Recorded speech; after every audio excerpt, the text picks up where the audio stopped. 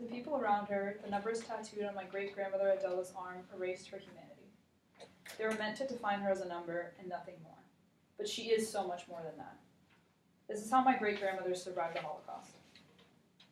My great-grandmother Adela was imprisoned in the Auschwitz concentration camp in the mid-1940s.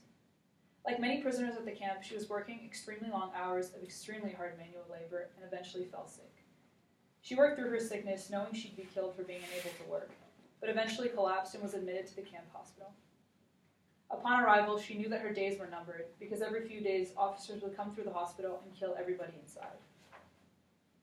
After being in the hospital for a few days, she had regained some of her strength, and a woman walking by recognized her from the village they had both lived in before the war. She left her address as a gift by her bedside. We don't know the reason for this, but she did.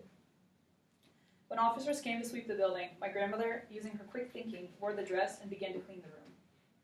The officers disregarded the cleaning lady and moved on, and my grandmother decided to leave the room. Once she left the hospital, she searched for a place to hide, realizing that the officers knew that one person was missing.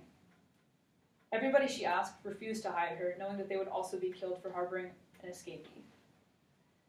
She decided her best course of action would be to have courage. She approached the camp's general, Rudolf Haas, and told him she was the one they were looking for. And admiring her bravery, he spared her and gave her a better job. Her new job was to collect belongings from people entering the camp, and in order to not terrify them and to keep the illusion that everything was going to be okay, she was given more food and slowly regained her strength. After a few weeks at this new job, and semi-recovered and stronger, she was later able to survive the grueling death marches to the west once the Soviet army started liberating camps from the Eastern Front. In a split second, my great-grandmother Adela risked her life for a chance at survival.